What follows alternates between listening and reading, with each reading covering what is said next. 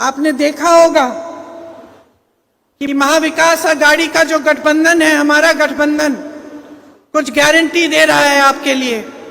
हम कह रहे हैं हम कुछ चीजें करके दिखाएंगे। मैं आपसे आग्रह करती हूं कि हमारे मुंह से ये बातें निकल रही हैं, इस पे मत जाइए।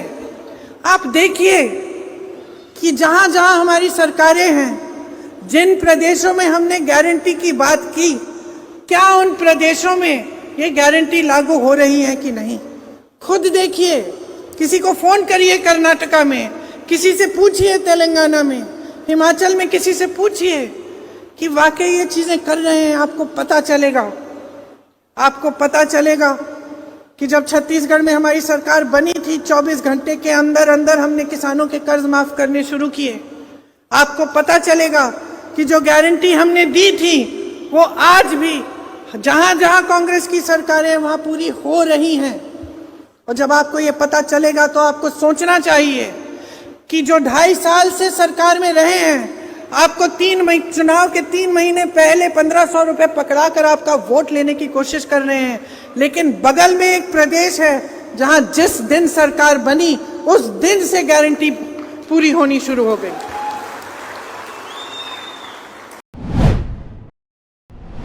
ये जो आपकी धरती है,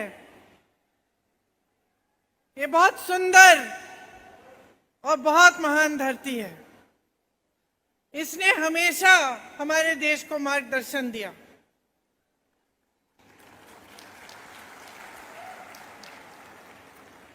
महात्मा फूले जी, साहू जी महाराज और बाबा साहेब अंबेडकर जी की धरती है।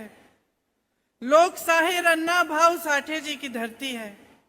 आजादी की लड़ाई के इतने महापुरुष यहाँ के हैं कि एक तरह से जो भी इस देश के प्रति, जिसके दिल में देशभक्ति है, जो भी इस देश को चाहता है, जो भी इस देश के लिए मर मिटने के लिए तैयार है, उसके लिए ये धरती पवित्र धरती है।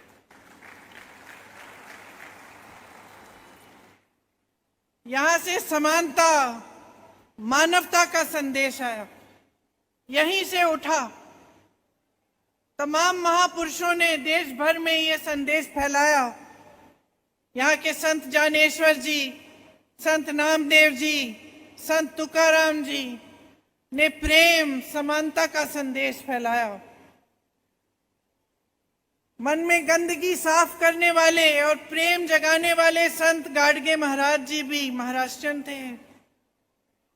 आजादी की लड़ाई यहां से गांधी जी लड़े, तिलक जी लड़े, गोखले जी, बाबूराव धारवाड़े जी, स्वामी वारके जी, क्रांति सिंह नाना पाटिल जी, क्रांति सिंह नागनाथ अन्ना जी, वसंत दादा पाटिल जी, सब आजादी के लड़ाई में जुटे रहे। इस देश को आजाद करने में, इस देश के संविधान को बनाने में, इस देश को आगे बढ़ाने में सबकी भागीदारी थी। और आप सबके पूर्वज, यहाँ के किसान, यहाँ की आम जनता भी उस आजादी की लड़ाई में शामिल हुई। इसीलिए यहाँ आकर गर्व महसूस होता है। यहाँ आकर ऐसे लगता है कि वो जो आधार है हमारी राजनीति का, उसे निभाना चाहिए। वो जो असूल हैं उन्हें कायम रखना चाहिए।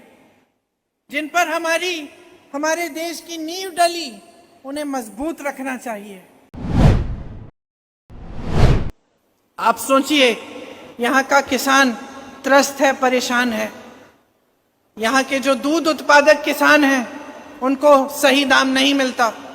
यहाँ गन्ने के किसान हैं, FRP का सही दाम मांग मांग के थक गए हैं, नहीं मिलता। किसान आज जब खेती करता है वो कमा नहीं पाता ज्यादातर, क्योंकि हर चीज पे उसको टैक्स देना पड़ता है, हर चीज महंगी हो गई है। उसको सरकार की तरफ से समर्थन नहीं मिलता, मदद नहीं मिलती। उसी तरह से अब नौजवानों को देखो, यहाँ पे इतनी संस्थान, इतने अच्छे अच्छे इंस्टीट्यूशंस हैं, संस्थान हैं, पढ़ाई अच्छी होती है, उसके बाद क्या होता है?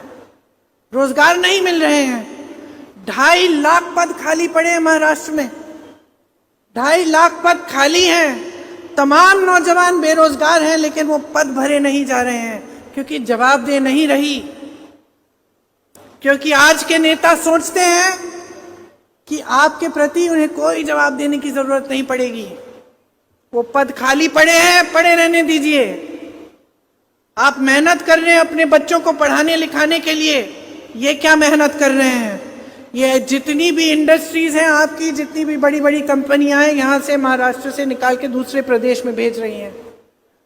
ये है इनकी मेहनत कि सब अपने बड़े बड़े उद्योगपति मित्रों को सौंप दो, अडानी जी को दे दो सब कुछ, बंदरगाह दे दो, सड़कें दे दो, हवाई अड्डे दे दो, धारावी दे दो, सब कुछ उन्हीं को दे दो। किसान की बात होती है, कर्ज माफ करने की बात होती है, पैसे नहीं है। बड़े बड़े उद्योगपतियों के 16 लाख करोड़ रुपए माफ हो जाते हैं, आपके लिए पैसे नहीं है, आपके लिए समय भी नहीं है। नीतियां नहीं निकालेंगे आपके विकास के लिए, देश को आगे बढ़ाने के लिए, महाराष्ट्र को मजबूत करने के लिए। जहां मौका मिले वहां कमजोर किया जा रहा है। मेरे पास आंकड़े भी हैं, 10 लाख करोड़ का निवेश यहां से हटा है, 8 लाख नौकरियां महाराष्ट्र से बाहर चली गई हैं, 6000 से ज्यादा उद्योग बंद हो चुके हैं यहां। तो रोजगार कहां से बनाएंगे? जहां जहां से रोजगार बनता था वहां उन्होंने दबाया है जनता को।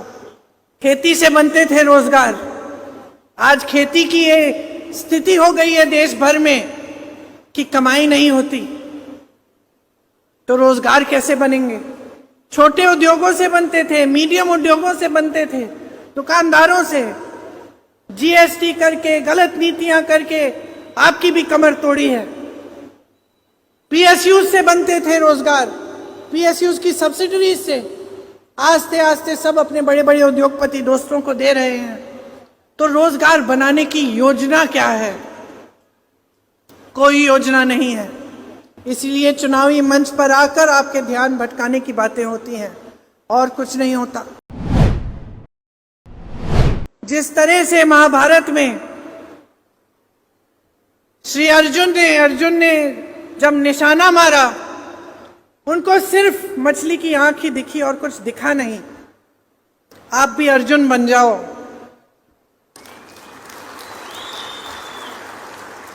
आपको सिर्फ यही दिखना चाहिए कि हमारे लिए क्या काम किया जा रहा है, सकारात्मक चीज क्या की जा रही है हमारे देश में, हमारे प्रदेश में। हमें अपने पैरों पे खड़ा करने के लिए ये सरकार क्या करने को तैयार है। क्या इन नेताओं को ये जिम्मेदारी महसूस करते हैं ये नेता कि हमारे बच्चों के भविष्य को इन्हें मजबूत करना है? क्या अगर इनकी सरकार बनेगी तो हमारी बहनें, महिलाएं और मजबूत बनेंगी, इन्हें सशक्त करने का काम होगा कि नहीं होगा? क्या किसानों के लिए सहूलियत मिलेगी, सहायता मिलेगी? क्या हम सब कमा पाएंगे जब हम मेहनत करेंगे? क्या भ्रष्टाचार थोड़ा कम होगा? आप इन चीजों पर ध्यान रखिए। आप अपना पूरा ध्यान अपने ऊपर रखिए। आप देश की जनता हो, आपने देश बनाया है, ये देश आपका है। सतर्क हो जाओ, जागरूक हो जाओ। चुनाव में भारी से भारी बहुमत से महाविकास आघाड़ी के हर कैंडिडेट को, हर उम्मीदवार को भारी से भारी बहुमत से जिताओ, ताकि कोई आपकी सरकार चोरी ना कर पाए इस बार, कोई घूस देकर विधायकों को खरीद ना पाए। असूलों पे बने सरकार, विकास के आधार पर बने सरकार। जो सरकार आप चाहते हैं वो सरकार बने।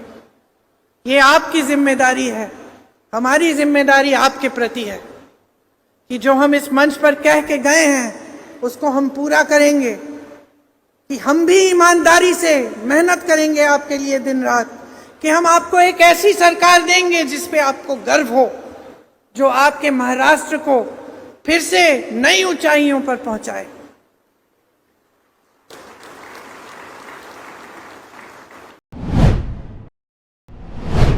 हमारी सोच ये है कि जो गृहस्थ महिलाएं हैं उनको 3,000 रुपए प्रति माह मिलना चाहिए अपने पैरों पे खड़े होने के लिए।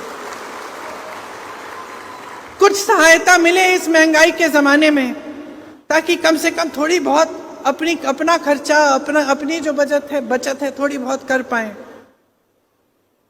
हमारी गारंटी है कि हमारी सरकार आएगी तो हम जातिगत जनगणना कराएंगे और हम 50% जो आरक्षण की सीमा की कैप है उसको हम हटाएंगे। राजस्थान में हमारी सरकार थी, 25 लाख की बीमा कराई थी हमने वहां स्वास्थ्य के लिए। 25 लाख तक पूरा इलाज मुफ्त होता था। मैं कैंसर के पेशेंट से मिली, उसके आंखों में आंसू थे। कहने लगा कि दीदी मेरा सारा इलाज हो गया, मैं ठीक हो गया हूं, मैंने एक पैसा नहीं दिया, सिर्फ रजिस्ट्रेशन फॉर्म के पैसे दिए। मुझे भी गर्व हुआ, क्योंकि हम लोग काम भी इसलिए करते हैं। हमें भी गर्व तब होता है जब आपकी भलाई होती है, जब कुछ सकारात्मक कर पाते हैं। मैं फिर एक हार्ट पेशेंट से मिली, हार्ट की सर्जरी की थी, मुफ्त में हुई। वही स्कीम हम यहां लाना चाहते हैं कि 25 लाख तक स्वास्थ्य बीमा आपको मिलेगा, मुफ्त दवा मिलेगी। किसानों को समृद्ध बनाने के लिए 3 लाख रुपए तक का कर्ज हम माफ कराएंगे और नियमित कर्ज चुकाने पर 50,000 रुपए भी आपको प्रोत्साहन दिया जाएगा। युवाओं से हमारा वचन है कि जो 2.5 लाख नौकरियां, रोजगार खाली पड़े हैं, उनको हम जल्दी से जल्दी भरेंगे। ये नहीं होगा कि खाली पद पड़े हैं और बेरोजगार बच्चे हैं और वो पद नहीं दिए जा रहे हैं, बच्चों को रोजगार नहीं दिया जा रहा है। ये नहीं होगा हमारी सरकार में। और एक बेरोजगारी का भत्ता भी हम 4,000 रुपए नौजवानों को देना चाहते हैं। देखिए, चुनाव के समय जैसे मैंने कहा, इधर उधर की बातें बहुत हो सकती हैं। मैंने ये भी कहा कि मेरी उम्मीद है, मेरी आशा है कि आप जाग जाओगे। इसका मतलब क्या है? चुनाव को अपनी समस्याओं के बारे में बनाओ। जिस तरह से महाभारत में श्री अर्जुन ने जब निशाना मारा, उनको सिर्फ मछली की आंख ही दिखी और कुछ दिखा नहीं। आप भी अर्जुन बन जाओ।